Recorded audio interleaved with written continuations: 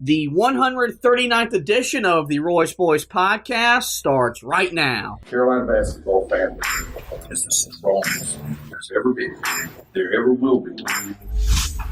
Nate Humphrey King rights the ball. Pushes into Hubert Davis. 8 seconds. Davis trying to get free. Over to Fox. Fox, baseline. Up for the shot. Good. Off the glass. Oklahoma calls timeout. But the game is over. The game is over. Carolina has upset number 1 Oklahoma. Been ready on his second attempt. That one is no good. They battle for it. Loose ball. Recovered by Minnie. With 20 seconds left to play. Goes back to Michael Jordan. Jumper from out on the left. Good! 63, 62, 13, 12, 11. Georgetown with one timeout. Brent Brown looking. Throw away to Worthy.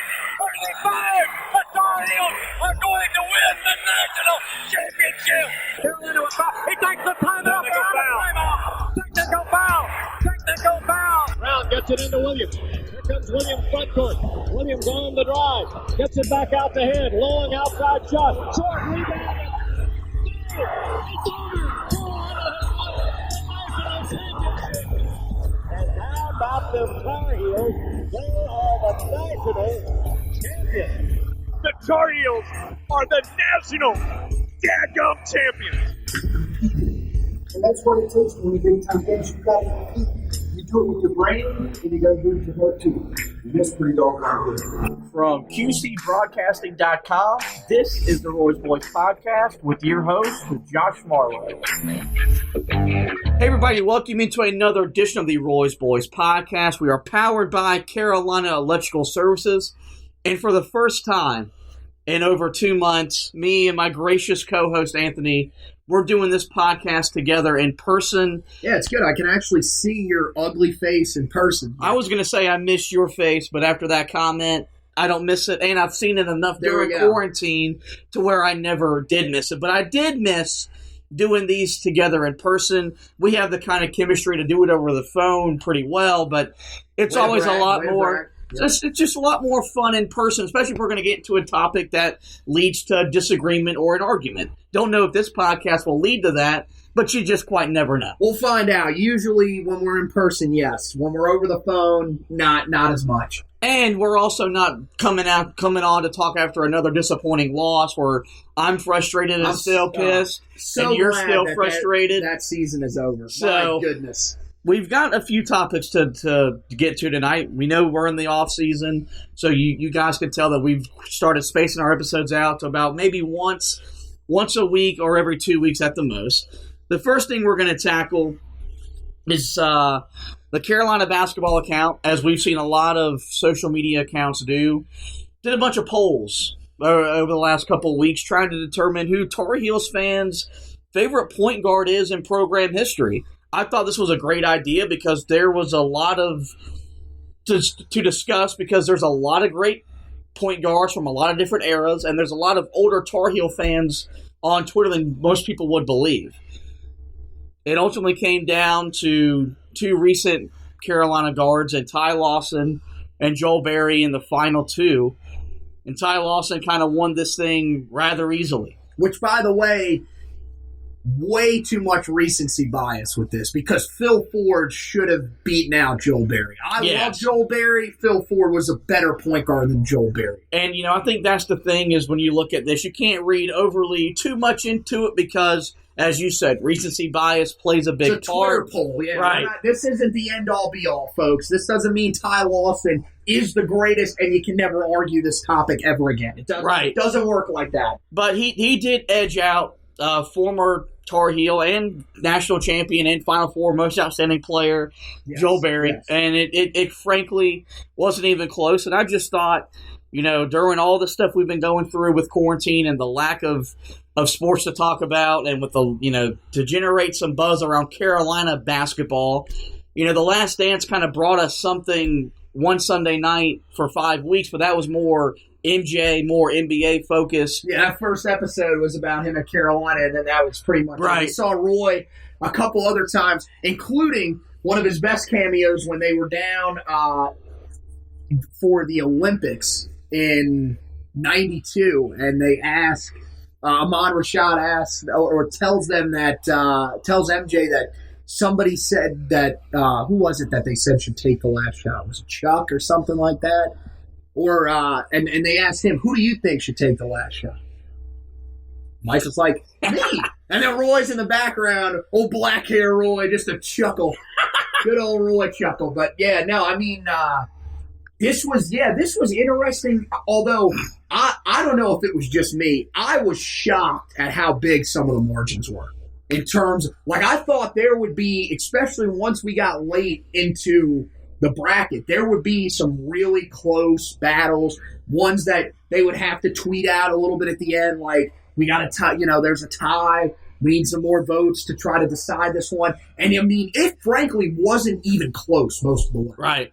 And we're not going to spend the whole episode breaking down that bracket challenge. We really wanted to use that as a means to get into a main topic of today's episode, which is, ironically, not even 24, maybe 48 hours after Ty Lawson gets crowned favorite Tar Heel point guard in Carolina basketball history, his name surfaces up on Instagram, where he has publicly taken shots at Roy Williams.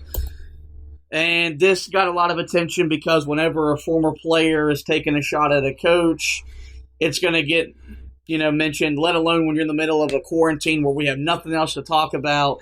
This, maybe got blown out of proportion, but maybe it didn't. He, being Lawson, claimed that Roy Williams allegedly has bad-mouthed him to NBA GMs and has cost him multiple chances to land on an NBA roster. He went so far to say this: "You're weird. I got messages from 10 NBA GMs that said it came out of your mouth. That's why I don't F with Carolina or support anything y'all do. It's a blessing I don't open my mouth about crap."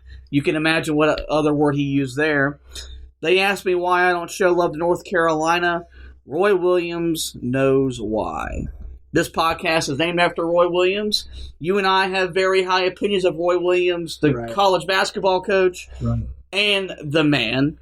He now is, maybe not in the same category as Rashad McCants and what Rashad McCants has done to publicly hurt Roy Williams, but his name will now always be brought up in this kind of context. And I think there's a couple things we got to talk about.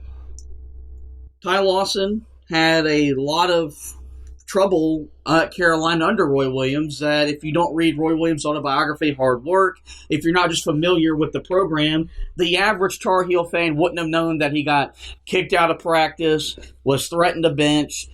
We questioned his love for the game because he didn't want to play through sometimes small injuries that, you should be able to play through. Mm-hmm. But that all kind of went away as a junior when he was the best player on the floor a lot of times for the best team in the country, one that eventually won the national championship. And Carolina doesn't win the title in 2009 without the efforts of Ty Lawson at point guard. That's pretty evident.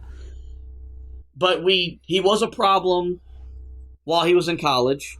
And when he went to the NBA and at one time was with the Nuggets and was one of the premier point guards in the NBA, he also had problems there with his drinking and his gambling. The night before the title game in 2009, he was seen at a bar in Detroit getting ready to go, before the night of the game, going out gambling. He has issues. So I think even if Roy Williams allegedly badmouthed him, and I don't believe he did, and I'll let you speak, he probably had a justified reason to say he's got issues. He was an issue for me for 3 years at Carolina, and once he went on to the NBA, he was an issue for other NBA teams as well. Well, let me start by saying this. The level of which I think people are going to take this is going to be different than the McCann situation, but I think that they are very similar situations. This is someone who is blaming things that have happened in their life on Roy Williams because, he says, Roy's been bad-mouthing him to NBA teams. Doing it for your own good. You are off at this point, from everything that we've heard, you are considered off the wagon. You are someone that probably needs help professionally, needs to go to rehab, some sort of rehab, therapy. And I don't know if maybe Roy Williams' way of doing that was telling NBA teams, and this is if Roy was saying these things, which I think is possible, it's because Roy is trying to make it to where Ty has no choice but to go and get the help that he needs. Because, I mean, that's the thing, is that Roy knows that it's more than just basketball. This is a guy that is needing more help than just signing with an NBA team because his career isn't going the way that he wanted it to. Part of that's his fault, because even from when we used to talk about him when he was in the league, he was a good enough player to be in the league. The problem was you had the DUI, you had, as you mentioned, some of the gambling stuff. All that kind of caught up to him, and that was the reason that teams just didn't want to hold on to him. So, I mean, that's the thing. It's if there were 10 teams that really wanted you that bad, they would not have listened to what Roy Williams told them, if that was allegedly true. Clearly, they didn't want you as bad as you thought that they did. And I mean, I'm not trying to badmouth them, but I mean, at the same time, it's just, I don't think Roy is this bad guy and is somebody that you're trying to make him out to be. As for, this being a big deal, I don't really think it is. I don't think that's going to change how recruits look at Roy Williams, because first of all, whenever that gets brought up, Roy's going to have a chance to explain himself. I also think it's absolutely pathetic that you have sites like a Kentucky basketball site writing an article. I mean, how damn bored are you at this point? I mean, for Christ's sake, we're not writing articles about stuff that's going on with Duke. We didn't write an article when Zion had, started having the trouble with the NCAA that he's had. Frankly, I don't give a damn. I don't care about them. So that kind of stuff is a little ridiculous. But yeah, I don't think it's a big deal. I just think that it's probably a misunderstanding. And I mean, it's one of those things that hopefully, Ty can go and get the help that he eventually needs if that's what's going on and if that's still a problem for him. And if not, I mean, look, if he just doesn't like Roy Williams, this is how I look at it, and I was waiting to use this analogy. I didn't want to put it on Twitter, and frankly, I ran out of character space on Twitter. But it's pretty much like a 5-star restaurant having a negative Yelp review. That's one person out of thousands that thinks that there's a problem with the way that Roy does things. There are so many other guys, including just about every guy on his team, probably every guy that played on his team, on that national championship team in 08-09, that would say differently. So I'm not worried about it. Yeah, I think this really – I'm with you. Roy Williams probably steered these teams away from signing him, but not because he didn't think that Ty Lawson didn't warrant a spot on the roster. He needs to get his life in order. And you mentioned that it's more than just about basketball. This is where the whole Carolina family gets the reputation that it has. And no one has spent more time and effort having to rebuild the family than what Roy Williams inherited when he got there in 2003 after the Matt Doherty era had really separated a large majority of former and even current players. So I don't think that... We love Coach Matt Doherty, by the way. He was on... Yeah, right. Go check out his episode. Roll through the feed. I don't think that he would go behind his back and publicly try to hurt him if he didn't think that it was for the best of what Ty Lawson is. And also for these teams, if these 10 teams are interested in you, what's that say about your talent? We live in a society now where we will do anything it takes to win. We will win at all costs. Teams will put up with as many headaches as it takes to ultimately win games and put a banner up in there. Yeah, Antonio Brown's probably going to get a job in the NFL here soon, right? Which is similar. These 10 teams didn't think that you're worth the headache.